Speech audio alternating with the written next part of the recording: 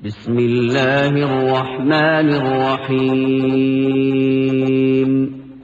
ومن يبتغ غير الإسلام دينا فلن يقبل منه وهو في الآخرة من الخاسرين. ഇസ്ലാം ദൈവത്തിനുള്ള ആത്മാർപ്പണം അല്ലാത്തതിനെ ആരെങ്കിലും മതമായി ആഗ്രഹിക്കുന്ന പക്ഷം അത് അവനിൽ നിന്ന് ഒരിക്കലും സ്വീകരിക്കപ്പെടുന്നതല്ല. പരലോകത്തിൽ അവൻ നഷ്ടക്കാരിൽപ്പെട്ടവനുമായിരിക്കും.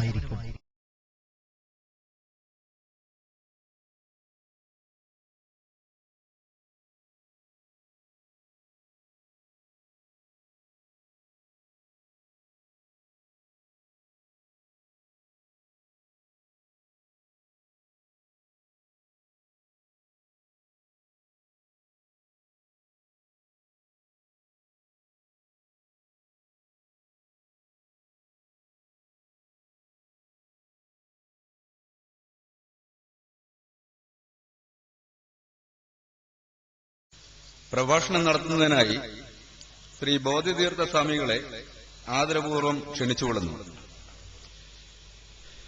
ഇവിടെ ഈ വൈകിയ വേളയിൽ സ്വാഭാവികമായിട്ട് മതസൗഹാർദ്ദ സമ്മേളനം അല്ലെങ്കിൽ പ്രഭാഷണം എന്നൊക്കെ പറയുമ്പോൾ അത് വൈകിപ്പോയാൽ കൂടുതൽ ബുദ്ധിമുട്ടാവും. ഞാൻ ഈ അടുത്ത കാലത്തൊരു പുസ്തകം വായിച്ചിരുന്നു, പ്രഭാഷകന്റെ ലോകം. ഒരു പ്രഭാഷകൻ എങ്ങനെ അവിടുത്തെ ഓഡിയൻസിനെ മാനേജ് ചെയ്യുക, സ്റ്റേജിനെ എങ്ങനെ മാനേജ് ചെയ്യണം എന്നുള്ളതാണ് ചെറിയൊരു പുസ്തകം. എന്തായാലും അതിരിക്കട്ടെ, ഇവിടെ ഞാൻ ആദ്യം തന്നെ ഒരു പ്രാർത്ഥന, അത് പ്രത്യേകിച്ച് ഹിന്ദുമതത്തിന്റെ അങ്ങനെയുള്ളതൊന്നുമല്ല, നിങ്ങൾ ആ ദൈവദശകത്തിന്റെ 2 ലൈൻ ചൊല്ലിക്കൊണ്ട് തുടങ്ങാം. നല്ലതല്ലേ എന്ന് കരുതുന്നു. ഓം ദൈവമേ കാത്തുകൊള്ളുകങ്ങ്,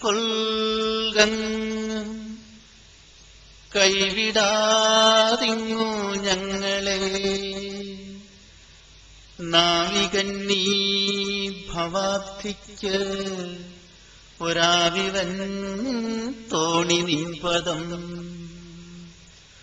ഒന്നൊന്നായി എണ്ണി എണ്ണി തൊട്ടെണ്ണും പൊരുളൊടുങ്ങിയാൽ നിന്നിടും ദൃക്ക് പോലുള്ള നിന്നിലസ്പന്ദമാകണം.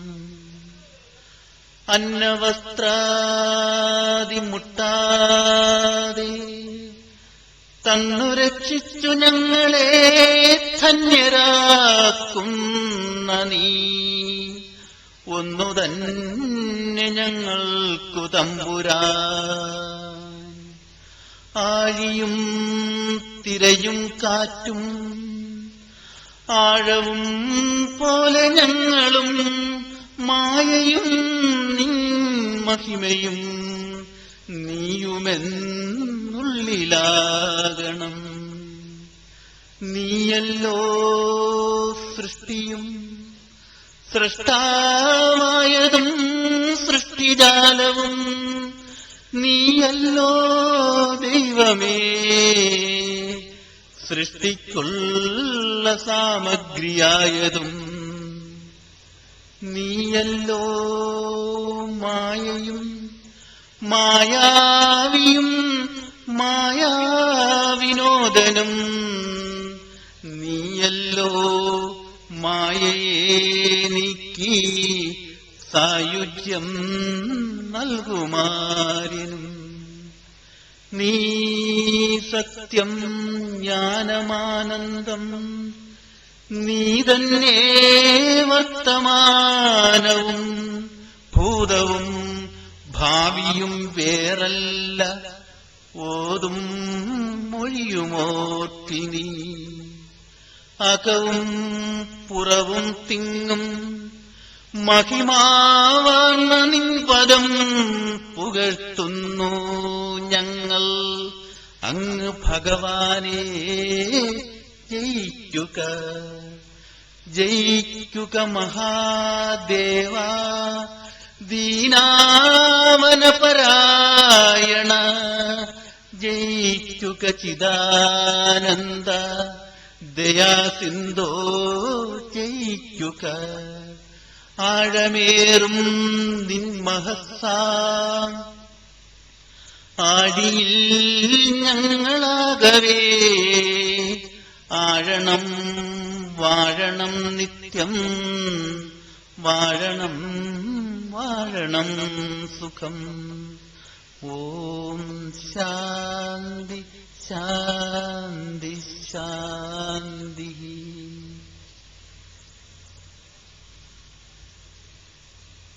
ഇവിടെ സന്നിഹിതരായിരിക്കുന്ന, വേദിയിൽ ഉപവിഷ്ടരായിരിക്കുന്ന എല്ലാ പ്രസംഗകന്മാർക്കും എന്റെ പ്രണാമം. എന്റെ ശ്രോതാക്കളായി ഇവിടെ ഇരിക്കുന്ന എല്ലാവർക്കും എന്റെ നമസ്കാരം.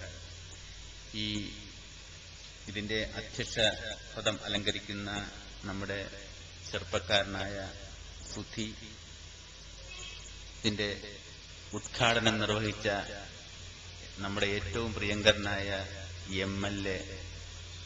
യഥാർത്ഥത്തിൽ എനിക്ക് രാഷ്ട്രീയം ഒന്നുമില്ല, ഞാൻ ഒരിക്കലും രാഷ്ട്രീയപരമായി ചിന്തിച്ചിട്ടുമില്ല. പക്ഷേ ഈ വർക്കല എന്ന് പറയുന്ന ഇടത്ത് ഇത്രയും മനോഹരമായ രീതിയിൽ മനുഷ്യർ സൗമ്യമായിട്ടും ശാന്തമായിട്ടും ജീവിക്കാൻ ബഹുസ്വരതകൾ, അതാണ് പല രീതിയിലുള്ള സ്വരങ്ങളുണ്ടാവാം. പ്രവാചകന്റേതാവാം, ക്രിസ്തുദേവന്റെ ആവാം, ഗുരുവിന്റെ ആവാം, ആരുടെ ആയിക്കൊള്ളട്ടെ.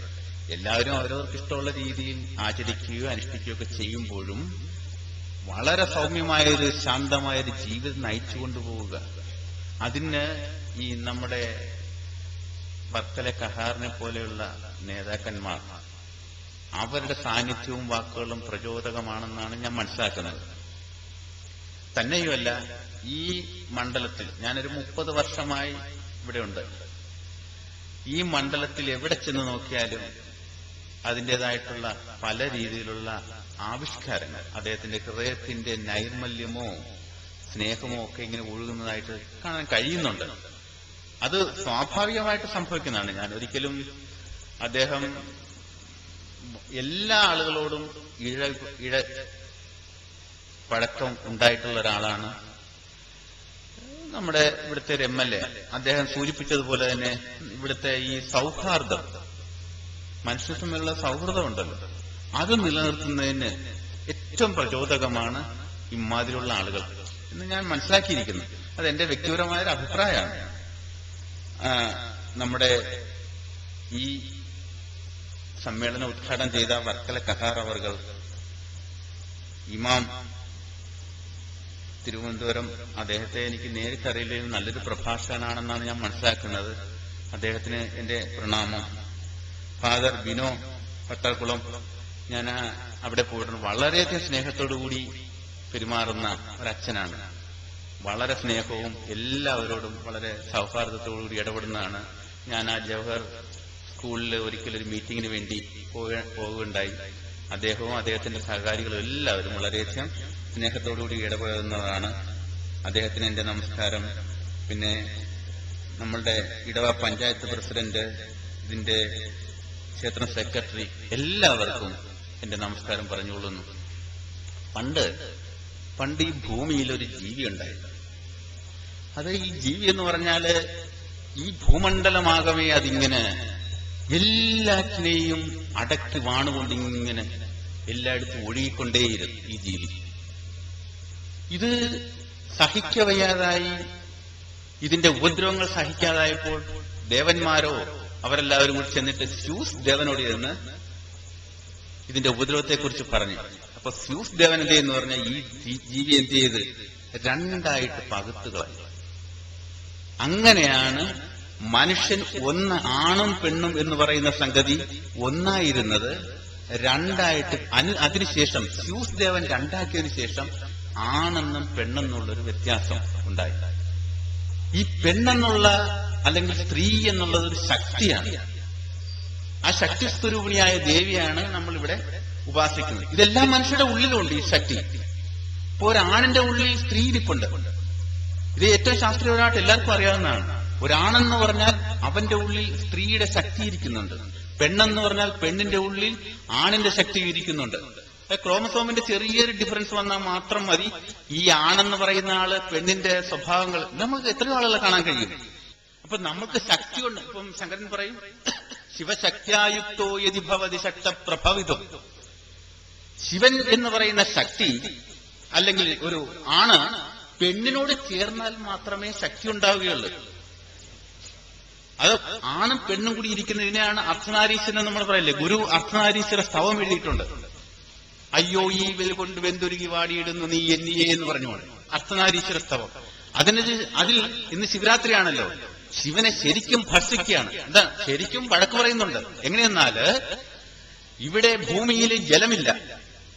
ആളുകളെല്ലാം ജലം കിട്ടാതെ, നിങ്ങൾ വൈലോപ്പള്ളിയുടെ ഒരു കവിത ആലോചിക്കണം, ജലസേചനം എന്ന് പറഞ്ഞ കവിത നമ്മൾ പണ്ടെല്ലാം പഠിച്ചിട്ടുണ്ടാവും. അതേമാതിരി തന്നെ ഈ അർദ്ധനാരീശ്വര സ്തവത്തില് ഈ മനുഷ്യൻ തന്നെയാണ്, മനുഷ്യന്റെ ഉള്ളിലിരിക്കുന്ന രണ്ട് ശക്തികളാണ് അർദ്ധനാരീശ്വരൻ. പകുതി ആണും പകുതി പെണ്ണും. സിമ്പിളായിട്ട് ഇത്രയേ ഉള്ളൂ. അത് ശ്രോത്രസ്യ ശ്രോത്രം എന്ന് ഉപനിഷത്ത് പറയും. ശ്രോത്രസ്യ ശ്രോത്രം മനസ്സോ മനോ യത്.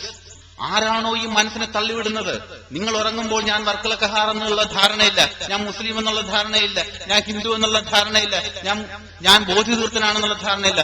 ഉറങ്ങിക്കഴിയുമ്പോൾ എല്ലാവരും ആണെന്നും പെണ്ണെന്നുള്ള വ്യത്യാസം പോലും ഇല്ല. മനുഷ്യൻ മറ്റാരുമീ മധുരാക്ഷരി മന്ത്രം ചൊല്ലിയില്ലേ വരെ. മരണം മരണമെന്നെപ്പോഴും ഓർമ്മിപ്പിക്കും മതമാ മനുഷ്യന്റെ ശബ്ദത്തിൽ ഞടുങ്ങിപ്പോയി. വയലാർപാടി. യാതൊരു പോയിന്റിൽ നിന്നോ സൂക്ഷ്മമായ വസ്തുവിൽ നിന്നാണോ ഈ അഖണ്ഡ കടാഹങ്ങൾ വിരിഞ്ഞ് വികസിതമായി നിൽക്കുന്നത്, നമ്മളെ പ്രലോഭിപ്പിച്ചുകൊണ്ടിരിക്കുന്നത്, അതാണോ എന്താണ് ഞങ്ങൾ ബ്രഹ്മം എന്ന് പറയുന്നത്? ചൈനീസ് ടവോ എന്ന് പറയുന്നത്, ലാവോസു എന്ന് പറയുന്ന ഫിലോസഫർ ടവോ എന്ന് പറയുന്നതാണ്. അതിനെ ഞങ്ങൾ പേര് കൊടുക്കുന്നില്ല. ഒരു പേര് കൊടുക്കേണ്ട കാര്യവുമില്ല, പേര് കൊടുത്ത് വിളിക്കേണ്ടതുമില്ല. പക്ഷേ ഗുരു പറയുന്നതാണ്, സൂക്ഷ്മമറിഞ്ഞവന് മതം പ്രമാണമല്ല, മതം അവനെ പ്രമാണമാക്കിക്കൊണ്ട്. ഇവിടെ ബുദ്ധൻ, ഭാരതത്തിൽ ബുദ്ധൻ ജീവിച്ചിരുന്നു. ബുദ്ധൻ മതമെന്നല്ല പറഞ്ഞത്, ധർമ്മം എന്ന് പറഞ്ഞു. ധർമ്മം എന്ന് പറഞ്ഞാൽ ഈ മതത്തിന്റെ വേലിക്കെട്ടുകളെല്ലാം വലിച്ചെറിഞ്ഞുകൊണ്ട്, മതത്തിന്റെ യാതൊരുവിധ ഉറയാടകളും ചാർത്താതെ നിശബ്ദമായി കാരുണ്യത്തിന്റെ വളരെയധികം കമ്പാഷന്റെ പാഠങ്ങൾ ചൊല്ലിക്കൊടുത്തത് ആദ്യമേ ബുദ്ധനാണ്. ചരിത്രത്തിൽ ഇമാതിരി ഒരു പുരുഷൻ ചരിത്രത്തിൽ ഉണ്ടായിട്ടുണ്ടോ? പക്ഷെ ഇങ്ങോട്ട് വരുമ്പോൾ ഈ കടലോരത്തുകൂടി, നമ്മുടെ ഈ നാട്ടിലുള്ള കടലോരത്തുകൂടി പോകുമ്പോൾ ഒരു മുസ്ലിം അമ്മയെ കണ്ടുകൊണ്ട് ഗുരു സ്വാഭാവികമായിട്ട് മാധവപിള്ള സാറും ഒക്കെ പറഞ്ഞ് ഞാൻ കേട്ടിട്ടുണ്ട്. അദ്ദേഹം പറയുന്നത് അവരുടെ അടുത്തേക്ക് സ്ത്രീകളുമായിട്ട് എല്ലാവരുമായിട്ട് ഇടപെട്ട് ഒരു മിനിമം ഡിസ്റ്റൻസ് കീപ്പപ്പ് ചെയ്തിരുന്നു. എന്തായാലും അമ്മയെ കണ്ടിട്ട് ചെന്നിട്ട് കെട്ടിപ്പിടിച്ചു എന്നാണ് പറയുന്നത്. എന്നിട്ട് പറഞ്ഞു, ഈ അമ്മ ഞാനിവിടെ വളരെയധികം വിശന്ന് വലഞ്ഞേരുമ്പോൾ എല്ലാ ദിവസവും ഭക്ഷണം തരുമായിരുന്നു. ഒരിക്കൽ ഒരു വലിയ പണ്ഡിതൻ, മുസ്ലിം പണ്ഡിതൻ, അദ്ദേഹത്തെ ഒരു സബ് ഇൻസ്പെക്ടറാണ്, ഗുരുവിന്റെ വാണികൾ എന്നുള്ളതിൽ കാണാം. അദ്ദേഹത്തെ സമീപിച്ചിട്ട് ചോദിച്ചു, അല്ലാ എന്ന് പറഞ്ഞാൽ എന്താണ് അർത്ഥം എന്ന് അദ്ദേഹം ഗുരുവിനോട് ചോദിച്ചു. ഗുരു ഇങ്ങനെ ആലോചിച്ചുകൊണ്ടിരുന്നിട്ട് പറഞ്ഞു, ലൗകികമായ അളവുകൾ കൊണ്ട് അളക്കാൻ കഴിയാത്തതേതോ, ലൗകികമായ അളവുകൾ കൊണ്ട് അളക്കാൻ കഴിയാത്തതേതോ അതാണ് അള്ളാഹ് എന്ന് പറഞ്ഞു കൊടുത്തു. പക്ഷെ അദ്ദേഹത്തിന് സന്ദേഹം തോന്നി, അതെങ്ങനെ പറ്റും? അദ്ദേഹം പോയിട്ട് നേരെ അന്വേഷിച്ച് ഇങ്ങനെ ഒരു അർത്ഥം കൂടി ഉണ്ട് എന്ന് പിന്നെ കണ്ടെത്തിയെന്ന്. എനിക്ക് അറബി അറിയില്ല, ഒരിക്കൽ പഠിക്കാൻ ശ്രമിച്ചിരുന്നു, എനിക്കറിയില്ല. എന്നിരുന്നാലും ഇങ്ങനെ ഒരു അർത്ഥം കൂടി ഉണ്ട് എന്ന് അദ്ദേഹം കണ്ടെത്തിയതായിട്ട് ഗുരുവിന്റെ ചരിത്രത്തിൽ കാണാം, വൈഖരി എന്ന പുസ്തകത്തിൽ കാണാം. അപ്പോൾ ഇങ്ങനെ എല്ലാ മതവും എന്താ പറയുന്നത്? ഒരു മതമാകുവതിനുരപ്പതെല്ലാവരും. ഇത് വാദികളാരും ഓർക്കുകയില്ല. ഒരു മതമാകുവതിനുരപ്പതെല്ലാവരും. എന്റെ മതം തന്നെ ആവണം എല്ലായിടത്തും എന്നാണ് എല്ലാവരും ആഗ്രഹിക്കുന്നത്. ഹിന്ദു ആഗ്രഹിക്കുന്നത്, മുസ്ലിം ആഗ്രഹിക്കുന്നത്, എല്ലാവരും ആഗ്രഹിക്കുന്നത് എന്റെ മതമായിരിക്കണമെന്നാണ്. എന്റെ മതമായിരിക്കണം എന്ന് പറയുമ്പോൾ എങ്ങനെ നടക്കുന്നത്? ഒരു മതമാകുവതിനുരപ്പതെല്ലാവരും. ഇത് വാദികൾ ആരും ഓർക്കില്ല.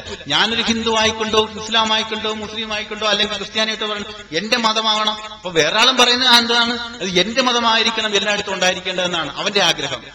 അപ്പൊ കോൺഫ്ലിക്ട് ഉണ്ടാവൂലേ? അങ്ങനെയല്ല പറയേണ്ടത്. പിന്നെ അഖിലരും ആത്മസുഖത്തിനാചരിക്കുന്നവൻ അപരന് സുഖത്തിനായി വരേണ്ടത്. ഇതാണ് അതിന്റെ നയം. ഈ നയമേ നമുക്ക് സാധ്യമാവും. കാര്യം എന്റെ ഉള്ളിൽ നിന്ന് തിളങ്ങുന്ന ജീവചൈതന്യവും ഒരു ക്രിസ്ത്യാനിയുടെയോ ഒരു മുസ്ലിമിന്റെയോ ഒരു കറുത്തവന്റെയോ വെളുത്തവന്റെയോ ഒക്കെ ഉള്ളിൽ. പക്ഷെ മതം ഇതിനെല്ലാം മറന്നിട്ട് ഞാൻ ജർമ്മനിയിൽ പോകുമ്പോൾ അതിന്റെ ഒരു ഗ്രാമത്തിൽ പോകേണ്ടി വന്നു. അവിടെയുള്ള ആളുകൾ എന്നെ ഇങ്ങനെ ഒരു ഗ്രാമത്തിൽ കൊണ്ടുപോയപ്പോൾ മധ്യകാലഘട്ടത്തില് മധ്യ